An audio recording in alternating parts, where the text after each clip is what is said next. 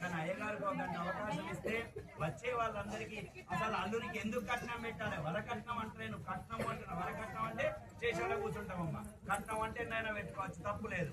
కాబట్టి ఎందుకు పెట్టాలి, ఏం కట్నం పెట్టాలి వినండి. యథాశక్తి దానాన్ని, యథాశక్తి మనకున్నంతలో యథాశక్తి దానాన్ని భోజన పాత్ర జలపాత్ర గో మహిషస్య వరాయ తుభ్యమహం సంప్రదేన మమ. పొద్దున లేచి తాగే పాల దగ్గర నుంచి పడుకునే బెడు వరకు ఈ కన్యాదానం చేసిన తల్లిదండ్రులు ఆ బిడ్డలకి అన్నట మొత్తం ఉన్నంత నాకు ఇద్దరు ఉన్నదంతా కూడా కొడుకులకే ఇయ్యాలని లేదు, ఉన్నదంతా కూడా కొడుకులకే ఇయ్యాలని లేదు. బిడ్డలను కూడా అల్లుడొచ్చి కట్నం అడిగిందని అనుకుంటు కాదు. మనం ఎంత పెడితే అంత పుణ్యము. ఎన్ని రోజులు పెట్టాలి?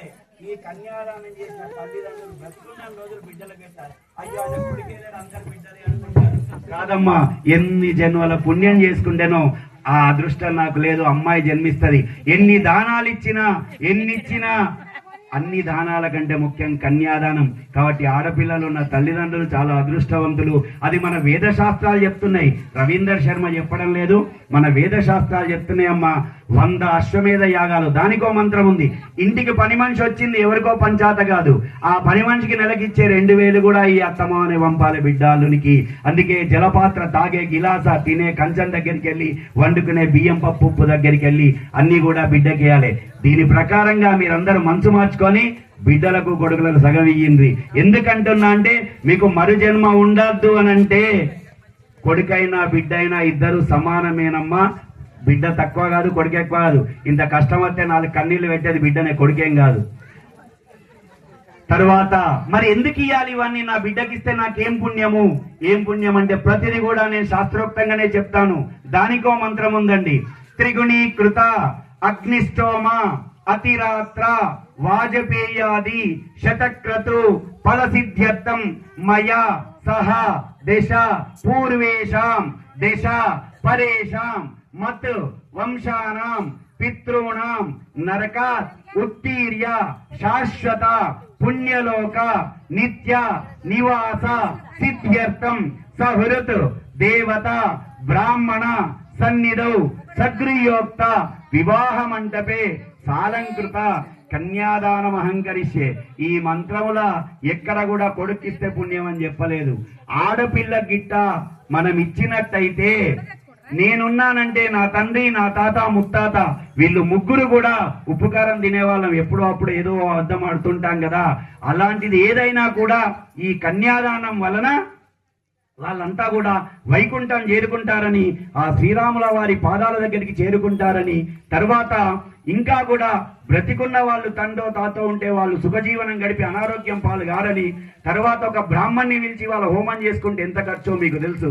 అలాంటి 100 అశ్వమేధ యాగాలు చేసినటువంటి పుణ్యం వస్తుందని, ఒక కపిల గోవు అంటే నల్ల మచ్చలున్న తెల్ల ఆవునిస్తే ఎంత పుణ్యమో, అటువంటి 1000 గోవులను దానమిస్తే ఎంత పుణ్యమో, ఆ బిడ్డకు మనం మనస్ఫూర్తిగా ఆ విధంగా మనం కన్యాదానం చేస్తే అంత పుణ్యం అని చెప్పి మన వేద శాస్త్రాలు చెప్తున్నాయి. మరి ఇలాంటి కళ్యాణాలు ఎందుకు చేయడం అయ్యా అంటే, నాలాంటి బిడ్డలు లేని వారికి కూడా ఇంత పుణ్యం రావాలి కనుక నేనెక్కడో 4 దిక్కుల ఇలాంటి కార్యక్రమాలు జరిపిస్తుంటే అలాంటి పుణ్యం నాకింత వస్తుంది అని చెప్పి మన శాస్త్రాలు చెప్తున్నాయి. అంటే అర్థమైంది.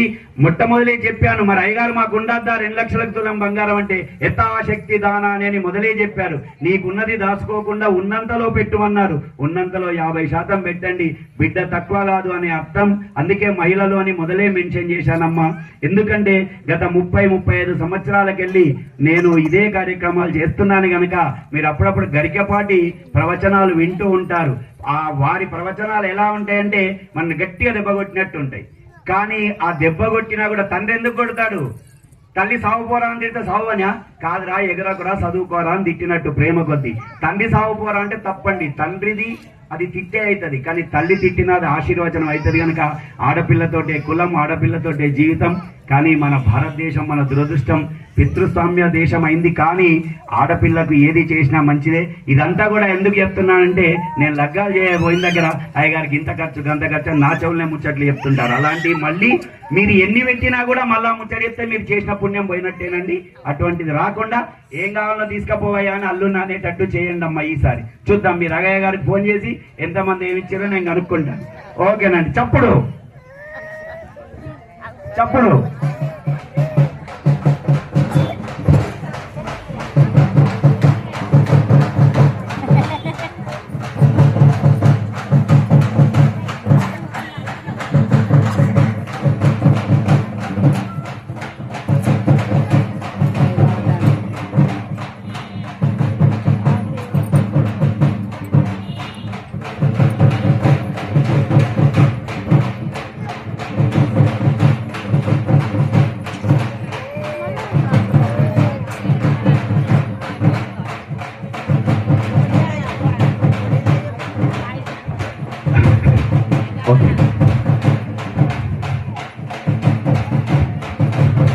అమ్మవారిని ముట్టుకో. చప్పుడు ఆపండి.